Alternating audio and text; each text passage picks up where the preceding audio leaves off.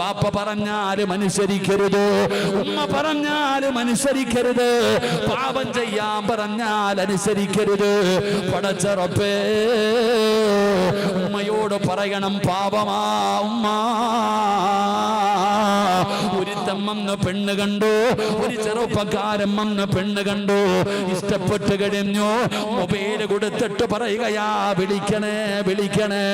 ഉപ്പാടെ ഫോണിൽ ഫോൺ വിളിച്ചു, ഉമ്മയുടെ ഫോണിൽ ഫോൺ വിളിച്ചു. ഉമ്മ കൊണ്ടുവന്നിട്ട് പറയുന്നു, നിന്നെ കെട്ടാ പോകുന്നവൻ വിളിക്ക സംസാരിക്കൂ. പറയണം ഉമ്മ, ഇത് വ്യഭിചാരമാ, ഇത് വ്യഭിചാരമാ. ഞാൻ ഒരിക്കലും അത് ചെയ്യില്ല. എന്റെ പ്രിയപ്പെട്ട ചെറുപ്പക്കാരാ, ആര് പറഞ്ഞാലും നീ അനുസരിക്കരുത്. അള്ളാഹുവിന്റെ ദീനിനെതിരായിട്ടുള്ള ഒരു കാര്യം മാതാപിതാക്കൾ പറഞ്ഞാലും അനുസരിക്കാൻ പാടില്ല. അള്ളാഹു നമുക്ക് ഈമാൻ നൽകുമാറാകട്ടെ. ഉറക്കപ്പുറല്ല ഈമാൻ നൽകുമാറാകട്ടെ. ഇന്ന് കല്യാണ വീടുകളിലൊക്കെ പെണ്ണ് കണ്ട് ഇഷ്ടപ്പെട്ട് കഴിഞ്ഞാൽ പിന്നെ ഫോൺ വിളിയ ഹലാലായി. പിന്നെ കല്യാണം ഒന്നും കഴിക്കണ്ട, നിക്കാഹൊന്നും കഴിക്കണ്ട, ഫോൺ വിളി. ഉമ്മ തന്നെ പറയും, എന്തോ വിളിക്കുന്ന, സംസാരിക്ക്. എൻ്റെ പ്രിയപ്പെട്ട സഹോദരങ്ങൾ, എന്തൊക്കെ അവസ്ഥ ഇന്ന് നടക്കണത്. ഇന്ന് നടക്കുന്ന വൃത്തികേടുകൾ പറയാൻ കഴിയില്ലല്ലോ. പണ്ട് വിവാഹം കഴിച്ചു കഴിഞ്ഞാൽ ഒരു ആണൊരു പെണ്ണിൻ്റെ ശരീരത്ത് തൊടുന്നത് ഇന്ന് ആലോചിച്ചു നോക്കിയേ. ഇന്ന് നിക്കാഹ് ഏറ്റവും അവസാനം നടക്കുന്ന ഒരു പരിപാടി. ഇനി കുറച്ചുകൂടെ കഴിഞ്ഞാൽ അത് തന്നെ ഇല്ലാതെയാകും. ഞങ്ങളുടെ നാട്ടിലൊക്കെ ഒന്ന് പെണ്ണ് കാണാൻ പോകും പയ്യന്മാര്.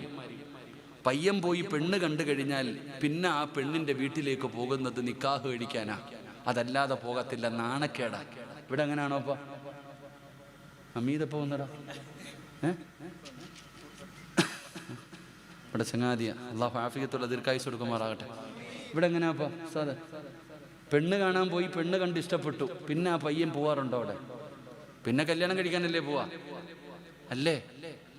നിങ്ങൾ എന്താ ഇങ്ങനെ ഇരിക്കണേ? ഞങ്ങളുടെ നാട്ടിലൊക്കെ എന്ന് പറഞ്ഞാൽ നാണക്കേടാടോ, പോകത്തില്ല. ഇപ്പൊ അങ്ങനല്ല. ഇപ്പൊ പണ്ട് ഞങ്ങളുടെ നാട്ടിലൊക്കെ പെണ്ണ് കണ്ട് ഇഷ്ടപ്പെട്ട് കഴിഞ്ഞാൽ ഈ പയ്യന്റെ വീട്ടിൽ നിന്ന് പെണ്ണുങ്ങൾ പോയിട്ട് ആ പെണ്ണിനൊരു സ്വർണ്ണം വിട്ടു കൊടുക്കും, ഒന്നെന്താ ഉറപ്പിക്കാൻ വേണ്ടി. അതിനിവിടെ എന്താ പറയാ?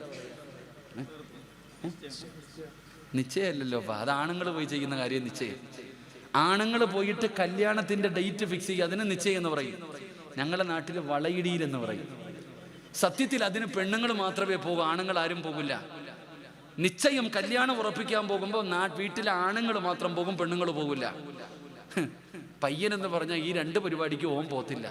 ഇവൻ ആകെ പോകുന്നത് പെണ്ണിൻ്റെ വീട്ടിലാണ് സ്വർണ്ണം വിടാൻ വരുന്നത്, പയ്യൻ്റെ വീട്ടിലാണ് കല്യാണം ഉറപ്പിക്കാൻ പോകുന്നത്. പിന്നെ നിക്കാഹ് കഴിച്ചു കഴിഞ്ഞാൽ പെണ്ണും ആണും പോയി. പക്ഷെ ഇപ്പോഴങ്ങനല്ല. സ്വർണ്ണം ഇടാൻ പോകുമ്പോഴേ ഇവ ഒരുങ്ങി കെട്ടി പോവാ, ചന്തയ്ക്ക് പോകുന്ന പോലെ. എടാ ഒരു ഇസ്സത്ത് വേണ്ടേടാ ചങ്ങാതി. നീ എടാ വലിഞ്ഞു കയറി പോകണം പാടുണ്ടോ അങ്ങനെ? ഇപ്പൊ നീ ഈ സ്വർണ്ണം ഇടാൻ പോകുമ്പോഴും ഇപ്പൊ പിന്നെ ആഡിറ്റോറിയത്തിലാ പരിപാടി. അല്ലാഹുവേ പടച്ചവനെ നീ നോക്കണം, ഒരുങ്ങി കെട്ടി ഇപ്പം വരും, പുതിയാപ്പള വരുന്നത് പോലെ അങ്ങോട്ട് വരും. പിന്നെ സ്വർണ്ണം ഇടാൻ എല്ലാം കഴിഞ്ഞപ്പോ പെണ്ണിന്റെ തന്ത വിളിക്കുക, വാടാ മോനെ ഇങ്ങ് വാ, കയറി എൻ്റെ മോളുടെ അടുത്ത് നിൽക്കൊരു ഫോട്ടോ എടുക്കട്ടെ. അല്ലാഹു കാത്തിരക്ഷിക്കുമാറാകട്ടെ. എടാ സ്വന്തം വാപ്പ വിളിക്കുന്നു, വാ മോനെ അങ്ങോട്ട് ചേർന്ന് നിൽക്കടി. അങ്ങോട്ട് കയറി നില്ല്. കണ്ടവന്റെ കൂടെ കയറി നിൽക്ക്. കെട്ടിയോ ഇല്ല, വിവാഹം കഴിച്ചോ ഇല്ല, അന്യപുരുഷനാ. ഉമ്മ പറയുന്ന കുഴപ്പമൊന്നുമില്ല, കയറി നിന്നോ, നീ എന്താ വലിയ മഹതിയാവുന്ന, കയറി നില്ല്. എൻ്റെ പ്രിയപ്പെട്ട സഹോദരങ്ങളെ, പെറ്റ തള്ള പറഞ്ഞാലും അനുസരിക്കരുത്.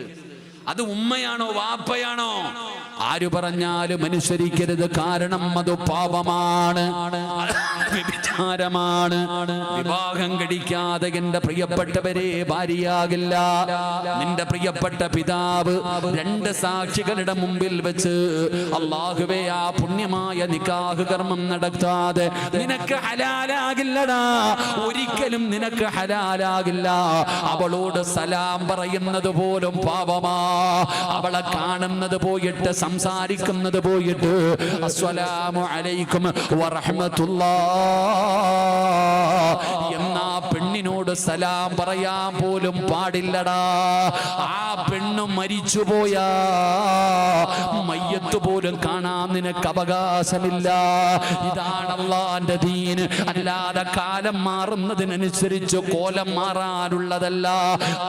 എന്റെ പ്രിയപ്പെട്ടവരോട് പറയുകയാ, സഅദ് ഇബ്നു അബീ വഖാസ് റളിയല്ലാഹു തആല അൻഹു തന്റെ ഉമ്മയാണ് പട്ടിണി കിടക്കുന്നത്, മരിക്കാൻ പോവുകയാണ്. അപ്പോഴും പറഞ്ഞു, ഇല്ല ഉമ്മ, അല്ലാഹുവിന്റെ ദീനാണ്, അല്ലാഹുവിന്റെ ദീനാണ്. ഈ സഹാബിയുടെ മനസ്സ് വേദനിച്ചപ്പോ അതാ വരുന്ന മുഖറബുൽ അംലാഖു മലക്കു ജിബ്രീൽ അലൈഹിസ്സലാം ഇറങ്ങി വരികയാണ്. ഖുർആനിൽ ആയത്ത് ഇറങ്ങുകയാണ്, അല്ലാഹു ഇടപെടുകയാണ്. ഇനി മൂന്നാമത്തെ താരെന്നറിയോ പെങ്ങളെ? അല്ലാഹുവിന്റെ പ്രവാചകന്റെ പ്രിയപ്പെട്ട ഭാര്യയായ ആയിഷ ഹബീബി റളിയല്ലാഹു തആല അൻഹാ. ആയിഷയുടെ ചരിത്രം അറിയുമല്ലോ. ആയിഷ ബീബിയെ കുറിച്ച് വ്യഭിചാര ആരോപണം നടത്തിയല്ലോ. പടച്ചവനെ, മുഅ്തത്ത് യുദ്ധം കഴിഞ്ഞു മടങ്ങി വരുമ്പോ അല്ലാഹുവേ, എല്ലാവരും അവരവരുടെ ആവശ്യങ്ങൾക്ക് വേണ്ടി എന്തായാലും പോകണമല്ലോ. അതുകൊണ്ട് അല്ലാഹുവേ, ആയിഷ ബീബി റളിയല്ലാഹു തആല അൻഹാ തന്റെ ആവശ്യ പൂർത്തീകരണത്തിന് വേണ്ടി പോവുകയാണ്. എല്ലാം കഴിഞ്ഞു തിരിച്ചു വന്നു. ഒട്ടകക്കട്ടിലിന്റെ മുകളിലേക്ക് കയറി. ആയിഷ കയറുന്നത് നബി തങ്ങൾ കണ്ടതാണ്, സ്വഹാബത്ത് കണ്ടതാണ്. പക്ഷേ പിന്നാണുങ്ങൾ പോവുകയാണ്. കുറച്ച് കഴിഞ്ഞപ്പോ ആയിഷയുടെ കഴുത്തിൽ നോക്കുമ്പോ മാല കാണുന്നില്ല. ആയിഷയ്ക്ക് മനസ്സിലായി പോയ സ്ഥലത്താണ് നഷ്ടപ്പെട്ടതെന്ന്, പോയ സ്ഥലത്ത് നഷ്ടപ്പെട്ടതാണെന്ന് മനസ്സിലായി. ആയിഷ ബീബി റളിയല്ലാഹു തആല അൻഹാ വെളിയിൽ നോക്കി നബി തങ്ങളെ കാണുന്നില്ല. അതാ തന്റെ മുമ്പിൽ നിന്ന് സ്വഹാബത്തിനെ കാണുന്നില്ല. പടച്ചവനെ ഇപ്പടെന്ന് ചിന്തിക്കുകയാണ്. ഓടിച്ചെന്നെടുത്തുകൊണ്ടുവരാ, ഓടിച്ചെന്നെടുത്തുകൊണ്ടുവരാ. ആയിഷ ബീബി റളിയല്ലാഹു തആല അൻഹാ മാല തിരഞ്ഞിറങ്ങി പോവുകയാണ്. ഒരാളും കണ്ടില്ലടോ, ഒരാളും അറിഞ്ഞില്ലടോ. എല്ലാവരും തിരിച്ചു വന്നു. ആയിഷ കയറുന്നത് കണ്ടതാണ്. പൊക്കുമ്പോ ഭാരമില്ല. കാരണം ആയിഷയ്ക്ക് തടി കുറവായിരുന്നു. അവര് വിചാരിച്ചു ഉണ്ടെന്ന്. അങ്ങനെ യാത്ര തുടരുകയാണ്. ആയിഷ ബീബി റളിയല്ലാഹു തആല അൻഹ തിരിച്ചു വന്നപ്പോ നബി തങ്ങളെ കാണുന്നില്ല, സ്വഹാബത്തിനെ കാണുന്നില്ല. എല്ലാവരും പോയിരിക്കുകയാ. എന്ത് ചെയ്യണമെന്നറിയില്ല. ആയിഷ ബീബി റളിയല്ലാഹു തആല അൻഹ ഇരുന്ന് കരയുകയാണ്. ആയിഷ ഇരുന്ന് കരയുകയാണ്. അപ്പമാണ് സഫ്വാൻ റളിയല്ലാഹു തആല അൻഹു വരുന്നത്. ചെറുപ്പക്കാരനായ സഫ്വാൻ കുതിരപ്പുറത്ത് വരികയാണ്. എന്തുകൊണ്ടാണ് ഒറ്റയ്ക്ക് വരുന്നതെന്നറിയോ? കളഞ്ഞു പോകുന്ന സാധനം എടുത്തുകൊണ്ട് വരാൻ അല്ലാഹുവിന്റെ പ്രവാചകന് പുറകിൽ വരാൻ പറഞ്ഞ സ്വഹാബിയാണ്.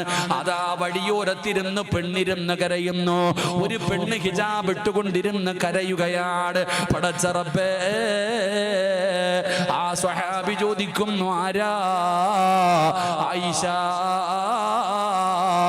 ഉമ്മഹാത്തുൽ മുഅ്മിനീൻ മഹദി ആയിഷ. ഞാൻ അല്ലാഹുവിന്റെ റസൂലിന്റെ ഭാര്യയായ ആയിഷയാണ്. ഇന്നാലില്ലാ. എന്തേ ഉമ്മ? കേറുമ്മ, ഈ വാഹനത്തിന്റെ മുകളിൽ കേറുമ്മ, ഞാൻ നടക്കാമുമ്മ. വേറെ വഴിയില്ലാതെ ആയിഷ ബീവി കേറുകയാണ്. സഫ്വാൻ എന്ന് പറയുന്ന ബദരീങ്ങളിൽപ്പെട്ട സ്വഹാബിയാണ്. അവിടെ നിന്ന് മുമ്പിൽ ഇങ്ങനെ നടക്കുകയാണ്. പടച്ചവനെ, നേരം വെളുക്കാറായി. അല്ലാഹുവിന്റെ റസൂലും സ്വഹാബത്തും അപ്പോഴാണ് ആയിഷയില്ലെന്നറിയുന്നത്. ആയിഷയെ കാണാതെ വന്നപ്പോ വലിയ പ്രയാസമായടോ. എല്ലാവരും ഒരുമിച്ച് കൂടി. ആയിഷ ബീവിക്ക് എന്തു പറ്റിയെന്നറിയില്ല. വലിയ ചർച്ചയായി. അപ്പോഴാണ് സഫ്വാൻ എന്ന് പറയുന്ന ചെറുപ്പക്കാരൻ നടന്നു വരികയാണ്. ആയിഷ ബീവി മുകളിൽ ഇരിക്കുകയാണ്. അല്ലാഹുവിന്റെ റസൂലിന്റെ അടുക്കൽ വന്നു. നടന്ന സംഭവങ്ങൾ മുഴുവനും പറഞ്ഞു കൊടുത്തു. സമാധാനമായി. പക്ഷേ അതാ മുനാഫിക്കീങ്ങളുടെ നേതാക്കന്മാരിൽപ്പെട്ട അബ്ദുല്ലാഹ് ഇബ്നു സലൂൽ, അവന് നബിയെ ഇഷ്ടമല്ല, മുസ്ലിമീങ്ങളെ ഇഷ്ടമല്ല. അവന് പേര് കൊണ്ട് മാത്രം മുസ്ലിമായവനാണ്. അവൻ മുനാഫിക്കാണ്. അവൻ പറയുന്നു, രാത്രി മുഴുവനും ഒരു പെണ്ണും ആണും ഒറ്റയ്ക്ക് വന്നിരിക്കുകയാണ്. രണ്ടുപേരും ചെറുപ്പക്കാരാണ്. രണ്ടുപേരും എന്തെങ്കിലുമൊക്കെ ചെയ്തിട്ടുണ്ടാകും. അല്ലാഹുവേ, വ്യഭിചാരാരോപണം തുടങ്ങുകയാണ്. കാട്ടുതീ പടരുന്നത് പോലെ മദീന മുഴുവനും പടരുകയാണ്. എടോ അധികം പേരും വിശ്വസിച്ചടോ, കേട്ടതിൽ പലരും വിശ്വസിച്ചടോ. കാരണം പറഞ്ഞത് നബി തങ്ങളുടെ കൂടെ പോയവരാ, നബി തങ്ങളുടെ കൂടെ പോയവരാ പറഞ്ഞത്. അവസാനം എവിടെ നോക്കിയാലും ആയിഷ, എവിടെ നോക്കിയാലും ആയിഷ. അല്ലാഹുവിന്റെ പ്രവാചകനെ സ്വല്ലല്ലാഹു അലൈഹി വസല്ലമ തങ്ങൾ കേട്ട് കേട്ട് സഹിക്കാൻ കഴിയാതെ നബി തങ്ങൾ പള്ളിയുടെ മിനാരത്തിൽ കയറി. യാ അയ്യുഹന്നാ സ്വഹാബാ, എന്റെ ആയിഷയെ കുറിച്ച് നിങ്ങളൊക്കെ പറയുന്നത് ഞാൻ അറിയുന്നുണ്ട് സഹാബ, ഞാൻ കേൾക്കുന്നുണ്ട് സഹാബ, എനിക്കെന്റെ ആയിഷയെ അറിയാ. നബി തങ്ങൾ പറഞ്ഞ മറുപടി എന്തെന്നറിയുമോ? ലാകിൻ വല്ലാഹി മാ അലിംതു അലാ അഹ്ലി ഇല്ലാ ഖൈറാ. എന്റെ ഭാര്യ എനിക്കറിയാ, അല്ലാഹുവിനെ കൊണ്ട് തന്നെയാണ് സത്യം.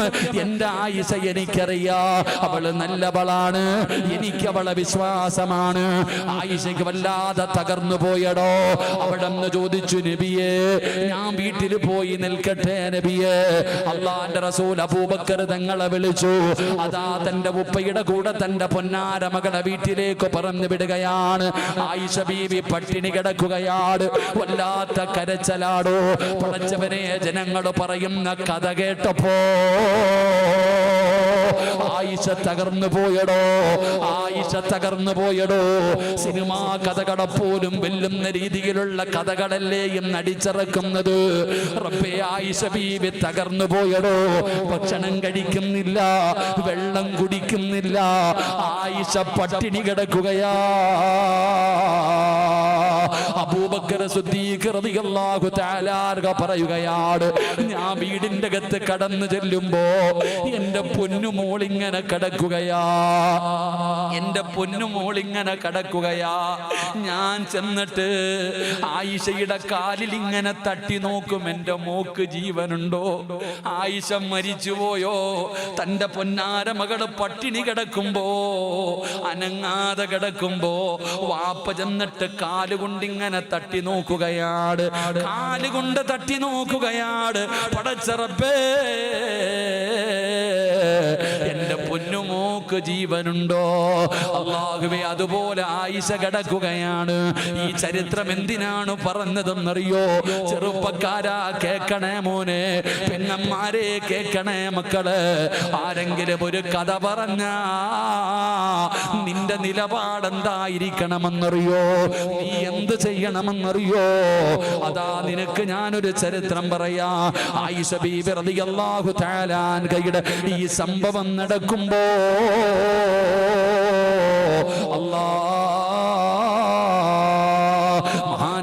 അബൂ അയ്യൂബുൽ അൻസാരി റളിയല്ലാഹു തആല അൻഹു, അബൂ അയ്യൂബുൽ അൻസാരി റളിയല്ലാഹു തആല അൻഹു ഒരു ദിവസം വീടിന്റെ അകത്തേക്ക് കടന്നു ചെന്നപ്പോ തന്റെ പ്രിയപ്പെട്ട ഭാര്യ ചോദിക്കുകയാണ്, ആയിഷയെ കുറിച്ചൊരു കഥ കേൾക്കുന്നല്ലോ, ആയിഷയെ കുറിച്ചൊരു കഥ കേൾക്കുന്നല്ലോ, ആയിഷ വ്യഭിചരിച്ചെന്ന് പറയുന്നല്ലോ, നിങ്ങൾ എന്തേ പറയുന്നത്?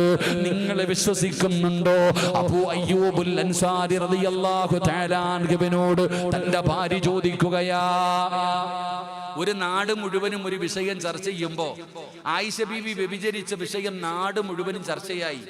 അങ്ങനെ ഒരിക്കൽ അബൂ അയ്യൂബുൽ അൻസാരി എന്ന് പറയുന്ന സഹാബി തന്റെ വീട്ടിലേക്ക് ചെന്നപ്പോ തന്റെ ഭാര്യ ചോദിച്ചു, ആയിഷാനെ കുറിച്ച് ഇങ്ങനെയൊക്കെ പറയുന്നല്ലോ, നിങ്ങൾ വിശ്വസിക്കുന്നുണ്ടോ? നിങ്ങൾ വിശ്വസിക്കുന്നുണ്ടോ? അബൂ അയ്യൂബുൽ അൻസാരി റളിയല്ലാഹു തആല അൻഹു തന്റെ ഭാര്യയോട് ചോദിച്ചു, ആയിഷയുടെ സ്ഥാനത്ത് നീ ആയിരുന്നെങ്കിൽ വ്യഭിചരിക്കുമായിരുന്നോ? ഭർത്താവ് തന്റെ ഭാര്യയോട് ചോദിച്ച ചോദ്യം, ആയിഷ ബീവിയുടെ സ്ഥാനത്ത് നീ ആയിരുന്നെങ്കിൽ വ്യഭിചരിക്കുമോ? എന്റെ പ്രിയപ്പെട്ടവരെ, അബൂ അയ്യൂബുൽ അൻസാരി റളിയല്ലാഹു തആല അൻഹുവിന്റെ ഭാര്യ പറഞ്ഞു, വല്ലാഹി സത്യം ഞാൻ ചെയ്യൂല, വല്ലാഹി സത്യം ഞാനാണെങ്കിൽ ചെയ്യൂല, ഒരിക്കലും ഞാൻ വ്യഭിചരിക്കൂല, മഅദല്ലാഹ്, അല്ലാഹ് എന്നെ കാക്കട്ടെ. എന്റെ പ്രിയപ്പെട്ട സഹോദരങ്ങളെ, തൻ്റെ ഭാര്യ പറയുന്നു, ഞാനാണെങ്കിൽ വല്ലാഹി സത്യം ഞാൻ വ്യഭിചരിക്കത്തില്ല, ഞാനത് പാപം ചെയ്യത്തില്ല. അപ്പൊ അബൂ അയ്യൂബുൽ അൻസാരി റളിയല്ലാഹു തആല അൻഹു ചോദിച്ചു, ആയിഷ ചെയ്യോ? നീ ചെയ്യത്തില്ലെങ്കിൽ ആയിഷ ചെയ്യുമോ? നിന്നെക്കാളും എത്രയോ ഹൈറാണ് ആയിഷയെന്ന്. എടി, നിന്നെക്കാളും എത്ര നല്ലവളാ ആയിഷ. ആയിഷ ആരെന്നറിയോ? നബിതങ്ങൾ ഒരുപാട് ഭാര്യമാരുണ്ട്, എല്ലാവരെയും നബിതങ്ങൾക്ക് ഇഷ്ടപ്പെട്ടിട്ട് വിവാഹം കഴിച്ചു. പക്ഷെ ആയിഷയെ വിവാഹം കഴിക്കാൻ പറഞ്ഞത് അള്ളാഹുവാ. ആയിഷാനെ കല്യാണം കഴിക്കാൻ പറഞ്ഞത് അള്ളയാ. നിന്നെക്കാളും എത്ര നല്ലവളാ ആയിഷ. നീ അങ്ങനെ പറയരുത്, ഞാൻ ഒരിക്കലും വിശ്വസിക്കില്ല. ഇതാണ് ഒരു മോശമായ കാര്യം. ഒരു വാർത്ത അറിയുമ്പോൾ നമ്മുടെ നിലപാടതായിരിക്കണം. നമ്മൾ നല്ലത് ചിന്തിക്കണം, നമ്മൾ മോശമായതല്ല. ഒരാളെ കുറിച്ചൊരു വാർത്ത കേൾക്കുമ്പോൾ നീ നല്ലത് ചിന്തിക്ക്, നീ നല്ലതാണ് ചിന്തിക്കേണ്ടത്. കാരണം ആ സ്വഹാബി അങ്ങനെ നല്ലത് ചിന്തിക്കാൻ തയ്യാറായപ്പോ അല്ലാഹുവിന്റെ വിശുദ്ധമായ ഖുർആനിൽ ആയത്തിറങ്ങുകയാ. അല്ലാഹുവിന്റെ പരിശുദ്ധമായ ഖുർആനിൽ ആയത്തിറങ്ങുന്നു, ലൗലാ ഇദ സമിഅതുമൂഹു ലന്നൽ മുഅ്മിനൂന വൽ മുഅ്മിനാത്ത് ബിഅൻഫുസിഹിം ഖൈറാ. നല്ലത് ചിന്തിക്കണം സഹോദരാ. ഒരു വാർത്ത കേട്ട് കഴിഞ്ഞാൽ നീ നല്ലതേ ചിന്തിക്കാവൂ. നീ ഷെയർ ചെയ്യാൻ നിൽക്കരുത്, പരസ്യപ്പെടുത്താൻ നിൽക്കരുത്, നാണം കെടുത്താൻ നിൽക്കരുത്, പരിഹസിക്കാൻ നിൽക്കരുത്. എടാ, നല്ലത് ചിന്തിക്കടാ. അവൻ ചെയ്ത അല്ല നിന്നോട് ചോദിക്കില്ലല്ലോ, അവനോടല്ലേ ചോദിക്കുകയുള്ളൂ. പക്ഷേ അവൻ ചെയ്യാത്ത കാര്യം നീ പറഞ്ഞ അതിനെക്കുറിച്ച് അല്ലാഹുവോട് നീ മറുപടി പറയണമല്ലോ. അതുകൊണ്ട് പൊന്നമ്പേട്ടയിൽ ഒരുമിച്ച് കൂടിയവരോട് പറയുകയാണ്, ഒരു കാര്യം ഉറപ്പില്ലാതെ പറയരുത്, നല്ലത് മാത്രമേ ചിന്തിക്കാവൂ. ഒരു മനുഷ്യന്റെ മനസ്സ് വേദനിപ്പിക്കരുത്, ഒരാളുടെ ജീവിതം തകർക്കരുത്, ഒരാളെ നാണം കെടുത്തരുത്, ഒരാളുടെ ഇസ്സത്തിനും കോട്ടം വരുത്തരുത്. നിബിതങ്ങൾ പറഞ്ഞതെന്തെന്നറിയോ? കഅബാലയത്തിന്റെ മുമ്പിൽ നിൽക്കുമ്പോ നിബിതങ്ങൾ പറഞ്ഞു, കഅബയോട് നിനക്ക് വല്ലാത്ത സ്ഥാനമാ, നിനക്ക് വല്ലാത്ത സുഗന്ധമാ, എല്ലാവർക്കും നിന്നോട് വല്ലാത്ത സ്നേഹമാ. സ്വർഗത്തിൽ നിന്ന് കൊണ്ടുവന്ന കല്ലുകൊണ്ടാണ് നിന്നെ അലങ്കരിച്ചിരിക്കുന്നത്. പക്ഷേ നിന്നെക്കാളും സ്ഥാനമാർക്കാണെന്നറിയോ? ഒരു മനുഷ്യന്റെ അഭിമാനത്തിനാ. അതുകൊണ്ട് എന്റെ പ്രിയപ്പെട്ടവരോട് പറയുകയാണ്, ആയിഷ ബീവിയുടെ മനസ്സ് വേദനിച്ചപ്പോ ഒരായത്തല്ലടാ ചെറുപ്പക്കാരാ, എടാ തുടർച്ചയായിട്ട് ഇങ്ങനെ ഇറങ്ങുകയാണ്. ആയിഷ എന്ന് പറയുന്ന ഒരു ചെറിയ പെണ്ണിന്റെ മനസ്സ് വേദനിച്ചപ്പോ ഖുർആനിൽ അതാ പടച്ചവനെ തുടർച്ചയായി അതാ ഖുർആനിൽ ആയത്തിറങ്ങുകയാ. അല്ലാഹുവിന്റെ സഹായം വരികയാ, അല്ലാഹു സമാധാനിപ്പിക്കുകയാ, അല്ലാഹു സമാധാനിപ്പിക്കുകയാ.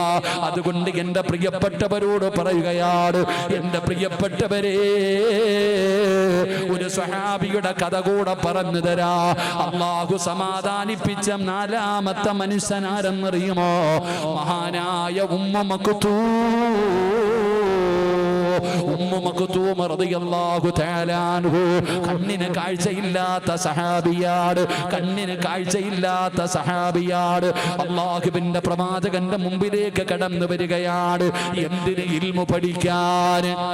കണ്ണിന് കാഴ്ചയില്ലാത്ത ഉമ്മ മക്തൂം റളിയല്ലാഹു തആല അൻഹു അല്ലാഹുവിന്റെ റസൂലിന്റെ മുമ്പിൽ വരികയാണ്, അറിവ് പഠിക്കാൻ, ഇൽമു ചോദിച്ചു പഠിക്കാൻ.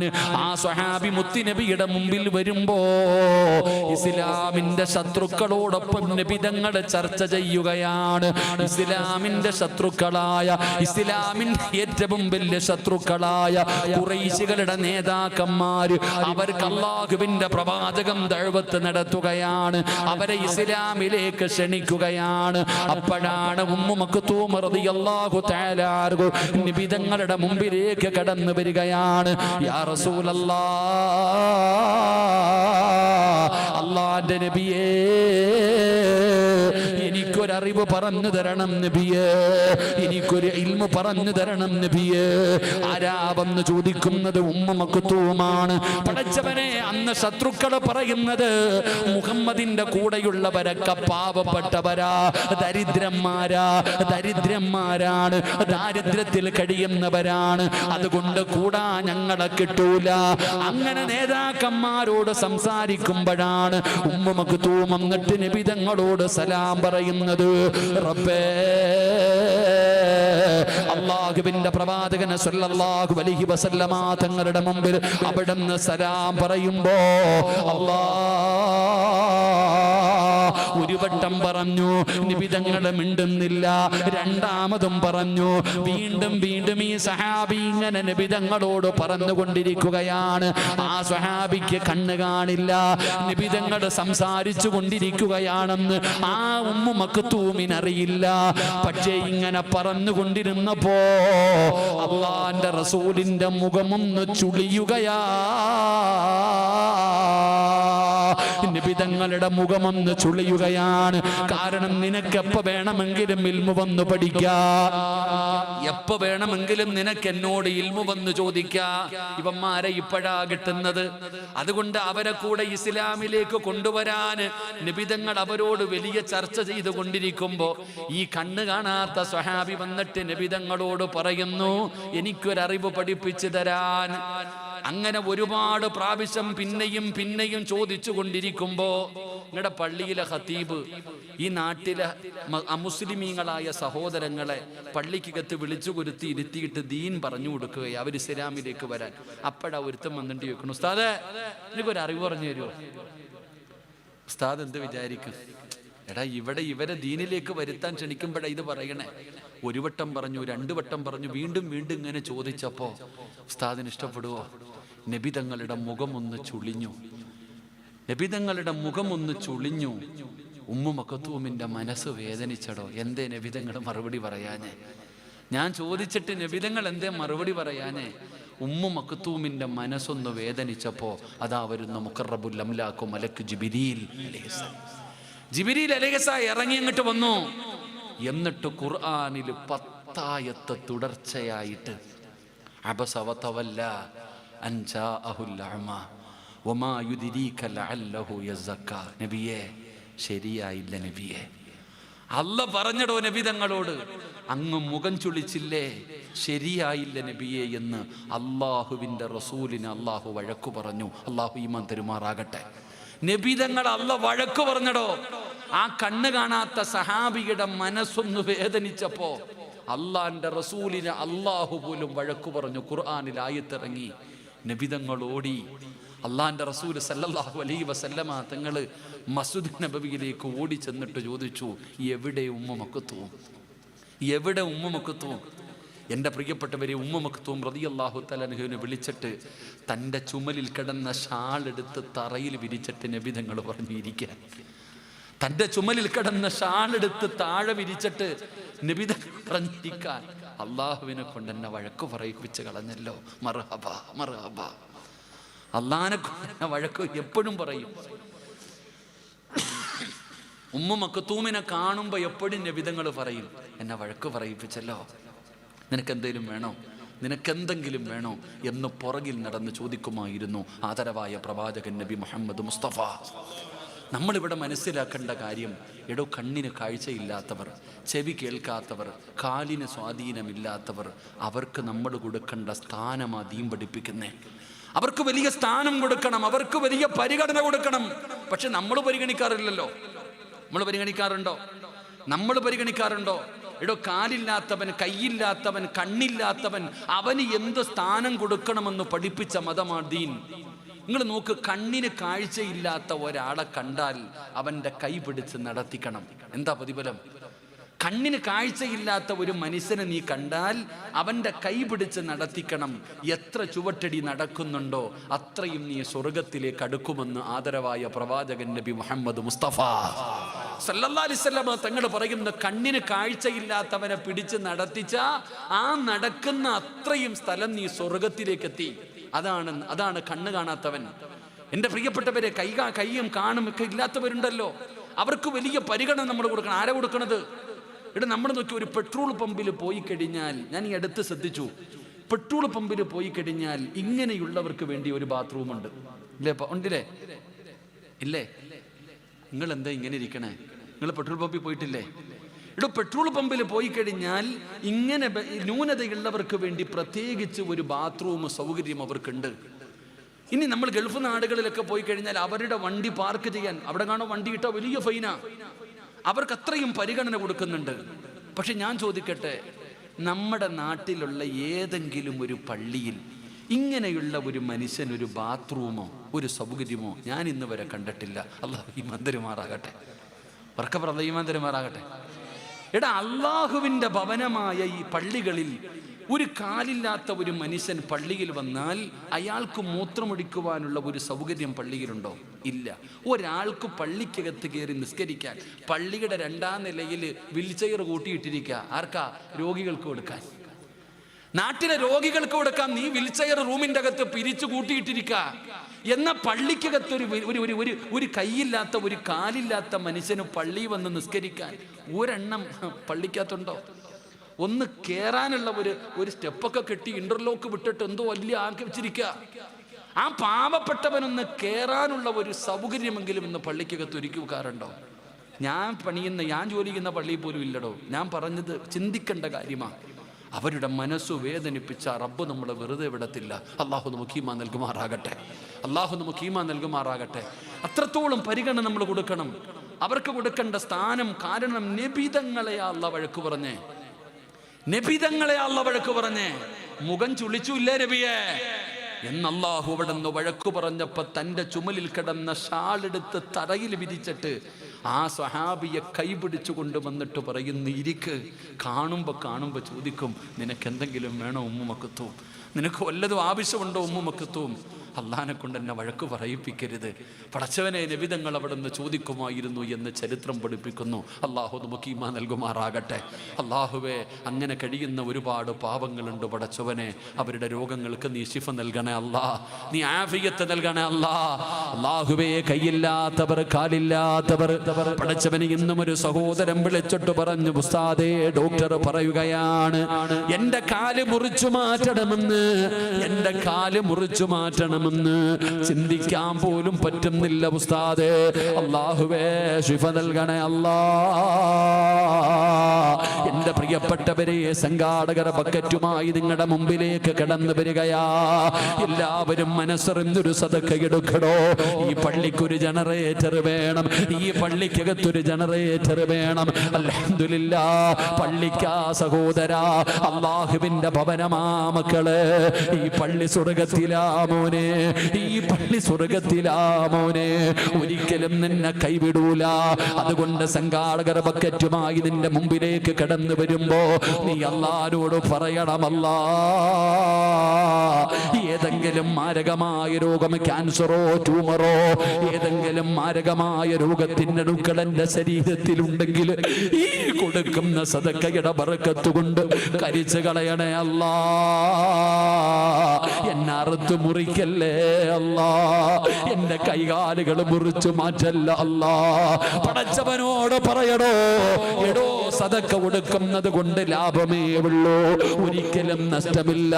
അസ്സദഖത്തു റദ്ദുൽ ബലാ.